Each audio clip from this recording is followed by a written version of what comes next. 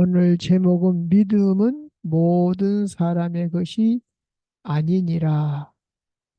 3장, 데살로니가후서 3장 2절을 인용했습니다.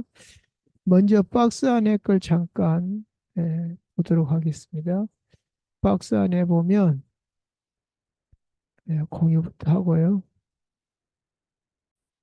지금 우리가 어, 바울의 선교여행 1차부터 3차까지 이렇게 기록을 했는데 우리가 여기 갈라디아 지역 여기 1차를 했기 때문에 갈라디아서를 먼저 했고요. 그 다음에 2차 선교 여행은 이렇게 드로아에서 마게도냐로 갔습니다. 마게도냐 첫 성이 빌립보성입니다. 그래서 빌립보서를 했어요. 그 다음에 우리가 지금 데살로니가서를 합니다. 다음 주에는 이제 고린도서를 할 거예요. 그 베레아도 복음을 전했고 아덴에서도 전했어요. 그러나 여기는 정식으로 전했다기보다는 급하게 지금 도망 오면서 잠깐 전했어요. 그리고 이제 본격적으로 고린도에서 또 한 3년간인가 이렇게 전했죠.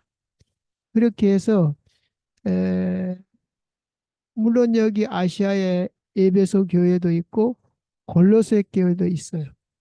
근데 어, 그거는 본격적으로 2차 선교행 때 한 것이 아니기 때문에 지금 우리가 바울의 1차, 2차, 3차 이 기준으로 해서 성경의 배열 순서와 상관없이 선교지 순서로 한다라는 거 먼저 이해를 하시고 이제 우리 주보를 보기로 하겠습니다.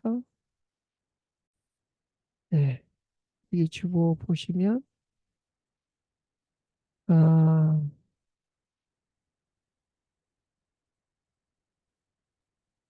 1차, 2차 쭉 나왔는데요. 오늘 이제 데살로니가 후서 3장을 하게 됐습니다. 서론에 보면 메시지를 반박할 수 없을 때는 메신저를 공격하라. 그런 말이 정치권에서 많이 쓰는 얘기입니다. 사탄의 방법이죠. 자, 여기 보면 그 이 정치권 개건에 가깝다 이런 얘기를 했고 정치와 언론은 자주 이 술수를 이용해서 여론을 호도한다 그렇게 얘기했어요. 실제로 마태복음 4장이나 창세기 3장 3절에 보면 마귀가 거짓말이다 이렇게 얘기를 합니다. 창세기 3장에 직접 나타나서 또 예수님에게도 공격을 했어요. 아, 그리고 이제 성경에 보면 사도 바울 같은 경우도 공격을 당했어요. 이게 바로 메신저를 공격하는 거죠. 근데 고린도전서 9장 3절에 보면 뭐라고 나옵니까? 나를 비판하는 자들에게 변명할 것이 이것이니, 자, 이제 사도 바울을 비판한다는 거죠. 우리 시대적인 전도자인데도 불구하고 우리가 먹고 마실 권한이 없겠느냐? 다른 사도들과 같이 형제들과 같이 개바와 같이 아내를 데리고 다닐 권이 없겠느냐? 그러니까 이제 자기는 결혼 안 했죠. 어, 그리고 뭐, 먹고 마시는 거에 대해서, 그 성찬식에 대해서도 얘기하겠지만, 그것보다는 그때 당시 우상에 드린 제물이 많았어요. 근데 믿음이 강한 자는 먹어도 아무런 상관이 없고 하나님 것이지 귀신 것이 어딨냐 이런 논리거든요. 그러나 초신자가 시험에 들면 평생 동안 자기는 고기를 안 먹겠다 이렇게 얘기를 했어요. 그러니까 순전히 나는 복음을 위해서 또 그 성도들을 위해서 그 결혼까지도 뭐 하지 말라는 게 어딨냐. 당연히 해야 되는데도 이제 그런 것까지 다 예, 그리고 여기 나와 바나바만 일하지 아니할 권리가 이랬다 이거죠 자기들도. 그러나 너희들에게 피해를 안 주려고 본이 되려고 여러 가지로 이제 그 비판하니까 그런 얘기가 나온 겁니다. 뭐 이 얘기할 때는 그 항상 이유가 있죠. 왜 저렇게 말하나. 뭐 이유를 안 따져보면 안 되죠. 그럼 이제 본론에 와서는 하나님의 말씀에 대한 이제 자세를 말합니다. 오늘 제목이 뭐죠? 믿음은 모든 사람들의 것이 아니니 그랬습니다. 음, 100이면 100도 다 믿는 게 아니죠. 그래서 믿음은 무엇에 대한 믿음이야? 말씀에 대한 믿음이죠. 그래서 말씀에 대한 자세가 어떤 자세에 되냐? 하나님의 말씀은 모든 시대에 통용되는 메시지다. 뭐 구약은 아브라함 때 건데, 모세 때 건데, 사도 바울 때 건데 이렇게 받아들이면 안 된다는 거죠. 왜 그랬습니까? 아, 하나님은 히브리서 13장 8절에 보면 어저께나 오늘나 영원토록 동일하시다 그랬거든요. 그리스도가 2000년 전에 오셨지만 창세전에 계신 분이고 또 여기서 시공을 초월한다는 말은 뭐죠? 우리 역사 세계에서 어제가 있고 오늘이 있고 내일이 있고 2000년 전이 있고 후가 있지만은 하나님은 과거, 현재, 미래를 동시에 주관하고 계십니다. 그 역사 밖의 세계는 과거, 현재, 미래가 없어요. 우리는 이제 뭐 몇 년 전 이런 게 있는 거죠. 그 이제 우리 시각에서 보면 안 되고 하나님의 말씀은 시대를 초월해서 말씀하신 거기 때문에 지금도 계속 성취되고 있다는 것이죠. 실제로 그 신명기에 보면 아, 이루어진 말씀이 있고 아직 이루어지지 않는 말씀이 있다 이렇게 얘기합니다. 그러면 이루어진 말씀은 뭐고 이루어지지 않는 말씀은 뭐냐 이렇게 말할 때 이루어진 것은 너희들이 보고 알라고 이루어진 것이고 아직 이루어지지 않는 것은 하나님의 주권에 있다고 이렇게 말씀을 하고 있습니다. 자, 그래서 그러니까 과거, 현재, 미래를 동시에 줘요. 동시에가 중요합니다. 우리는 동시에 주관할 수가 없죠. 자, 그래서 스포츠에서 공격과 수비를 얘기합니다. 공격만 중요한 게 아니죠. 우리가 5대를 넣는데 상대방 6대, 7대를 넣으면 치는 거죠. 아무리 5골을 넣어도. 그래서 시작과 어, 능력을 강조할 때는 오순절. 자, 시작이 초라하잖아요. 마가다락방. 그런데 그거는 에, 외적인 거고 사람들의 눈에 보이는 거고 실제로 거기 하나님이 개입을 하니까 엄청난 능력이 나타나죠. 그래서 우리는 오순절에 성령의 역사를 강조를 합니다. 바울이 또 고린도전서에도 그렇게 나왔죠. 너희들이 뭐 예적으로 갖춘 것이 없다. 학문으로나 뭐 가진 것으로나 모든 것. 그러나 미련한 자들을 통해서 지혜롭다고 하는 사람들, 없는 사람을 통해서 내가 좀 있다. 이런 사람들을 부끄럽게 하시는 하나님이라고 그랬습니다. 그러니까 거기에 상관하지 말고 하나님의 능력으로. 그리고 이제 마무리를 강조할 때는 우리가 지금 예, 데살로니가 후서라고 있잖아요. 데살로니가 교회가 예수님의 강림에 대해서 굉장히 열광하면서 근데 그 열광한 것이 좀 웃겨요. 정말로 소망이 넘쳐서 그 소망이 넘치면 현실에 에, 어떻게 이제 성실하게 하는 겁니다. 근데 이제 그 이단들 보면은 아 예수님 뭐 맨날 며칠 오는데 뭐 공부해갖고 뭐 하냐 이런 식으로. 세상 사람들도 지혜로운 사람은 내일 지구의 종말이 온다 할지라도 한 그루의 사과나무를 심는다. 이 건전한 사람들은 그래요. 이 재림과 상관없이. 우리는 내일 죽으면 나에게는 내일이 에, 마지막 날이에요. 그 여기서 말하는 예수님의 나타나심은 이제 이 말세지마란 말은 말세의 마지막. 이 지자가 의거든요. 말세에 또 그 중에서도 마지막. 그래서 어려울지라도 참 소망을 가지고 이 어, 사과나무 심듯이 이렇게 살아야 되는데 자꾸만 그 불안을 조성하고 그런 식으로 예, 이단들이 써먹죠. 그래서 바울이 전서를 쓰고 그래도 해결이 안 되고 지금 후서를 쓴 겁니다. 그래서 데살로니가 교회에서의 주의 강림, 재림 같은 말이죠.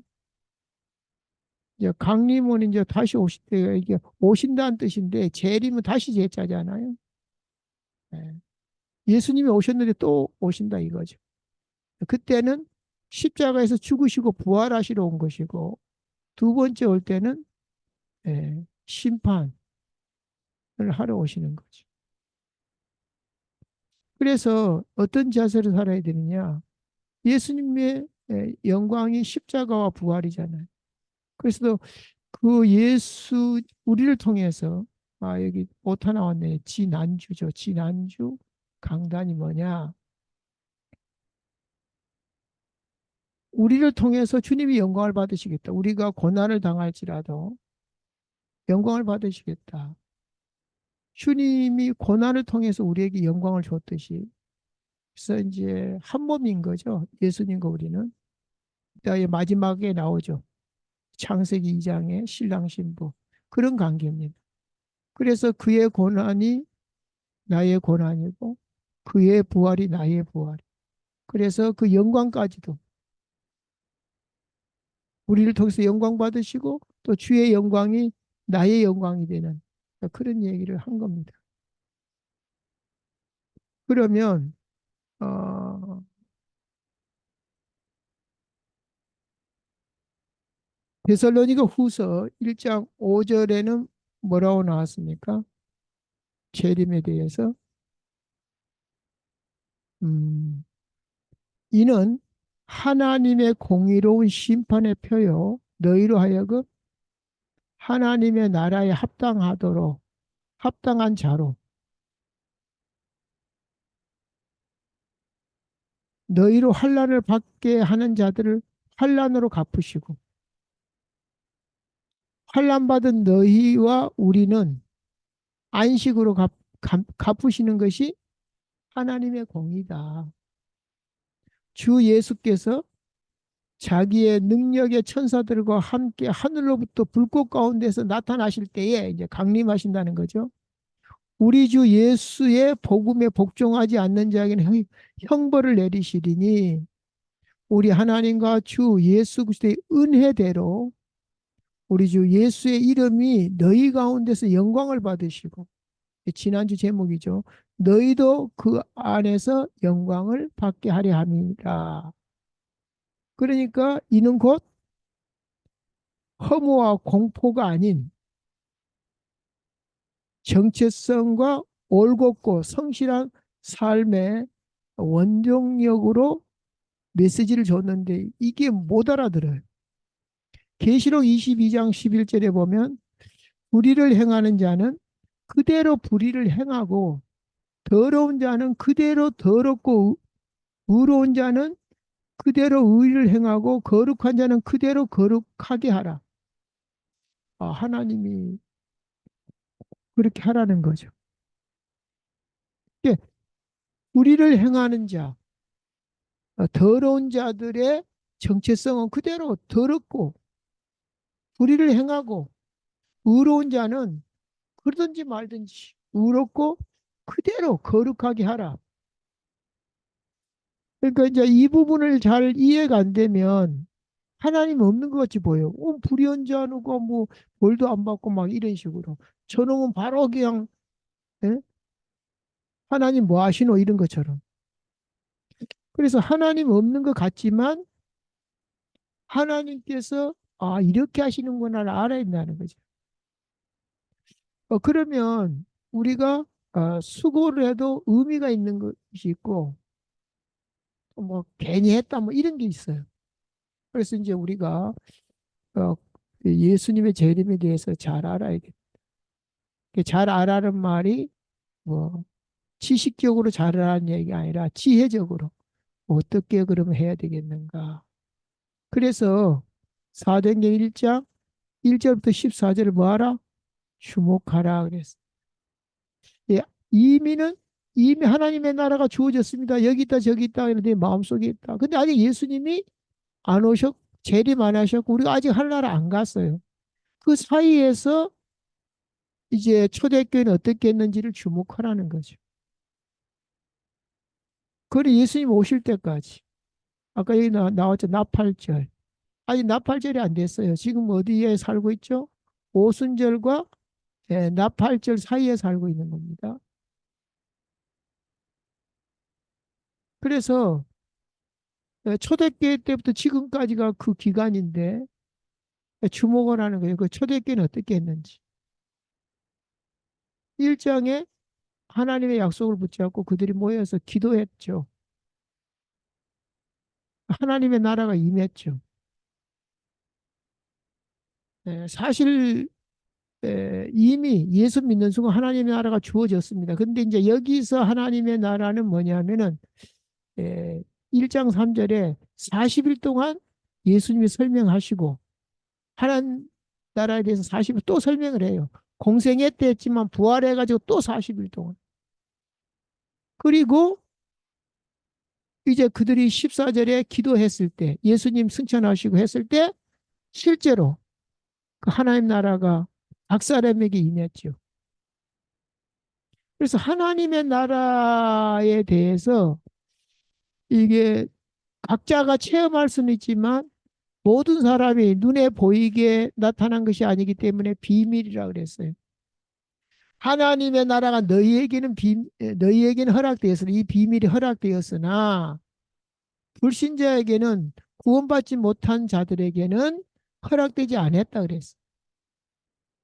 그러면 눈에 보이는 것이 아니라 각자가 하나님의 나라에 대해서 어떻게 하면 하나님의 나라가 임하지?라고 질문할 수가 있잖아요. 근데 예수님이 공생애 때 말씀하십니다. 하나님 나라의 비밀에 대해서 마가복음 4장에 얘기를 합니다. 이 비밀입니다. 아무나 하는 것이 아니라는 거죠. 체험한 사람만. 그러면서 눈에 보이는 것이 아니기 때문에 비유를 갖고 설명합니다. 씨를 뿌린다 그랬습니다. 씨를 뿌린다. 땅에 뿌리죠. 뭐 어디에다 뿌리겠어요? 땅도 여러 가지죠. 길가밭, 돌짝밭, 또 가시밭, 옥토밭이 있어요. 이 씨는 하나님의 말씀이라 그랬어요. 그러면 땅은 우리의 마음에 뿌린과 같으니 밤낮 자라되 알지 못해. 우리가 씨를 뿌리면 우리가 막 밤낮 가서 막 어?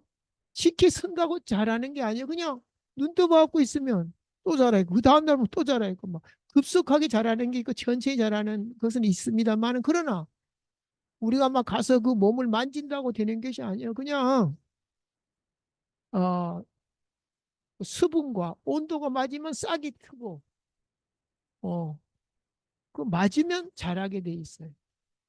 근데 그걸 우리 인간이 할 수 있는 게 아니죠. 어떻게 밭에 있는 것들을 수분과 온도를 우리가 어떻게 합니까? 그래서 뭐 비를 기다리고 그러지 않습니까? 정 안 되니까 이제 뭐 물도 갖다 퍼다 주지만은 비 오는 거하고는 게임이 안 되죠. 자, 그래서 아, 밤낮 잘해야 돼. 이게 성령의 역사를 얘기하는 겁니다. 지금 우리가 뭐죠? 지금 성령 오순절 이후로 성령 시대라 그러잖아. 그래서 성령이 임하면 권능을 받고 땅 끝까지 증인되리라. 땅이 스스로 열매를 맺대 그랬어요. 땅이 스스로. 이 스스로가 뭐죠? 아까도 말했다시피 온도하고 수분이 맞으면 그냥 발화가 되고 싹이 나와요. 그냥 맺어요. 그 이제 이건 알겠는데 그러면 우리가 어떻게 하지? 갈라디아서 5장 25절에 성령으로 살고 성령으로 행하라 그랬어요. 왜냐? 예수님이 그렇게 말씀하셨어요. 성령이 임하시면 권능을 받고 땅 끝까지. 자, 그러면 이 성령을 단비라고 표현했어요. 구약에 구약 때부터 아직 성령이 안 왔는데 그 이른 비와 늦은 비는 뭐하고 관련이 있죠? 씨 뿌릴 때 이른 비가 있어야 돼. 결실을 앞두고 또 한 번 비가 와야 돼. 여호와께서 너희의 땅에 이른 비 늦은 비를 적당히 내릴 때, 그렇죠. 너무 많이 내려가지고 뭐 홍수 나가지고 안 내린 것만 또 못하도록 그런 경우도 있잖아요. 지금 어떤 때입니까? 말세가 되면 처처의 기근과 지진이 그랬습니다. 이 재난의 시작이라 그랬어요. 예, 시작에 불과하다. 지금 이제 말세라는데 지금 뭐 난리죠. 지구촌에. 예. 근데 지금은 뭐 기후 변화로 뭐 이렇게 과학자들이 설명합니다. 근데 예수님이 이미 얘기했잖아요. 마지막 때에 어떤 일이 날 것인가. 우리는 그냥 확인하고 발견할 뿐이지 우리가 뭐 만들어낼 수 있는 게 없어요.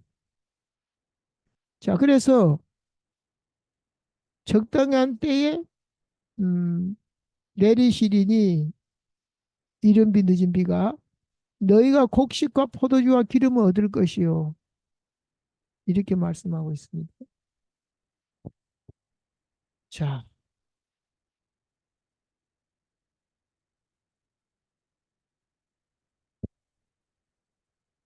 아, 요엘서 2장 23절 한번 보겠습니다. 뭐라고 하나? 시온의 자녀들아 너희는 너희 하나님 여호와로 말미암아 기뻐하며 즐거워할지어다 그가 너희를 위하여 비를 내리시되 이른 비를 너희에게 적당하게 주시리니 이른 비와 늦은 비가 예전과 같을 것이라 예전과 같을 것이라 예전과 같을 것이라는 것은 뭐죠? 회복입니다. 너희의 대적을 물리치고 여기 단순히 이게 어, 하늘에서 내린 비만 얘기하는 거예요. 대적을 물리치고 그랬단 말이죠.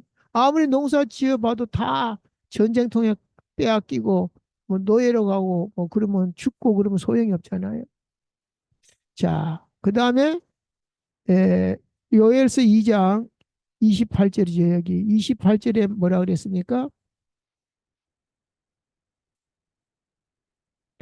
그 후에 내가 내 영을 만민에게 부어주리니 그때에 내가 또 내 영을 남종과 여종에게 부어줄 것이며 그렇게 예언했어요. 그것이 이루어진 거죠. 지금 우리가 그 때를 살고 있습니다. 에스겔서 36장 보겠습니다. 26절에 또 내 영을 너희 속에 두고 내 새 마음을 너희에게 주되 새 마음을 준대. 너희 육신에서 굳은 마음을 제거하고 부드러운 마음을 줄 것이며 또 내 영을 너희 속에 두어 너희로 내 윤례를 행하게 하리니 너희가 내 규례를 지켜 행할지라. 우리가 하고 싶어도 안 되잖아요. 근데 성령의 능력으로 그렇게 하겠다는 것입니다. 그 로마서 8장 2절에는 성령에 대해서 이렇게 말합니다. 우리가 죄와 사망에서 해방받았는데 이는 그리스도 예수 안에 있는 생명의 성령의 법이 죄와 사망의 법에서 너희를 해방하였습니다. 자, 우리가 죄와 사망의 법에서 해방 못 받죠. 생명의 성령의 법이 그래요. 성령의 법. 법적으로 행하셨다. 율법이 육신으로 말미암아 연약하여 할 수 없는 그것을 하나님은 하시나니 곧 죄로 말미암아 자기 아들을 죄 있는 육신의 모양으로 보내어 육신의 죄를 정하사 이제 십자가에서 다 끝냈죠. 끝냈는데 이어서 말합니다. 육신을 따르지 않고 그 영을 따라 행하는 자에게 자, 율법의 요구가 십자가에서 다 이루어졌는데 누구에게만 이루어졌냐? 육신을 따르지 않고 그 영을 따라 행하는 우리에게 성령 받은 자들에게 율법의 요구가 이루어지게 하려 하심이라 이렇게 말합니다. 육신을 따르는 자는 육신의 일을 영을 따르는 자는 영의 일을 생각하나니 그랬습니다. 그러니까 3번에 보면 너희 묵은 땅을 기경하라. 호세아 10장 12절이죠. 마침내 여호와께서 오사 공의를 비처럼 또 비가 나오네요. 비처럼 너희에게 지금 내리시리라. 지금. 자, 그렇게 되면 어떻게 되냐? 아까 우리의 마음을 변화시킨다 그랬잖아요. 성령 충만하면 마음이 변하죠. 어, 사탄 충만한 거하고 다르죠.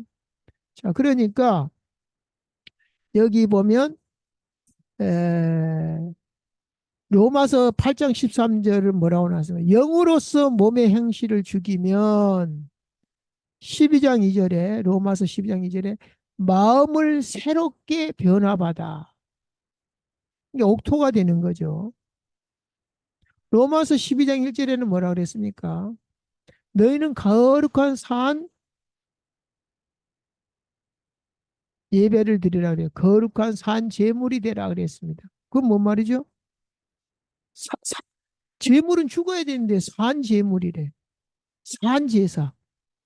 영적 예배를 날마다 우리의 영적인 삶, 영적인 예배 이걸 얘기하는 것이죠. 그것이 바로 성령 받으면 비처럼 너희에게 이른 비 늦은 비 계속 얘기하고 있죠.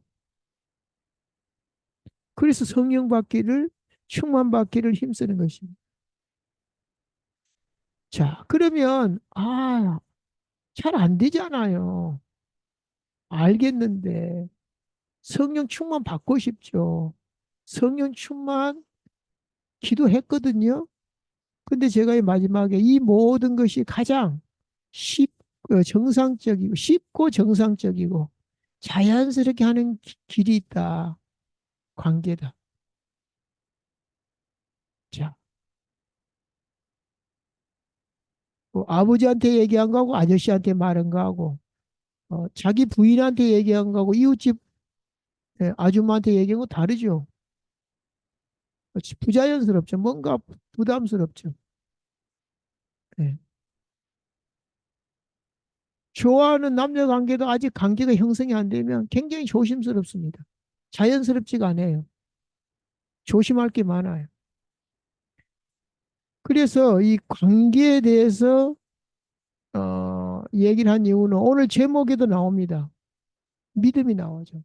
믿음은 모든 사람의 것이 아니니 그랬거든요. 그 믿음이란 용어 자체가 뭐죠? 인격적 관계란 거죠. 하나님과 나의 관계를 얘기합니다.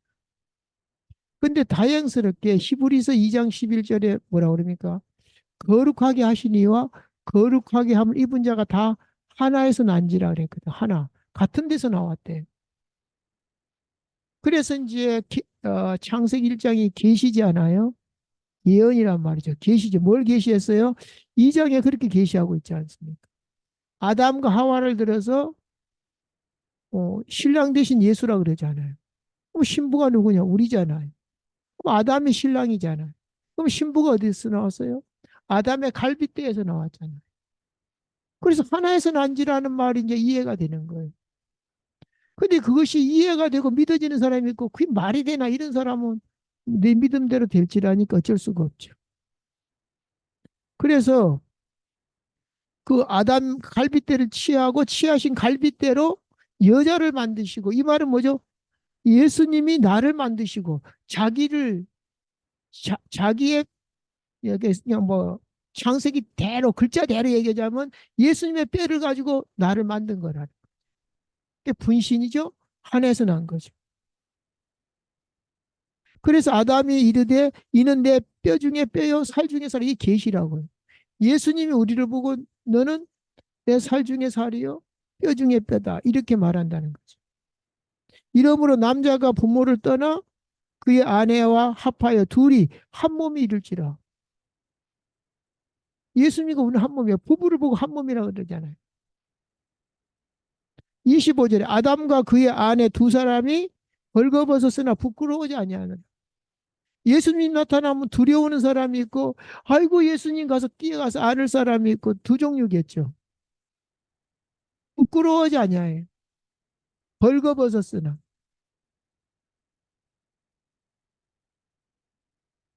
좋으신 하나님 감사합니다. 오늘 또 우리에게 말씀으로 역사하시고 음, 도대체 믿음은 모든 사람의 것이 아니라고 했는데 다시 한번 이 믿음이란 용어 그 자체가 인격적이라는 관계를 보여주는데 오늘 서론에서 사탄의 전략, 사탄의 방법이 나왔습니다.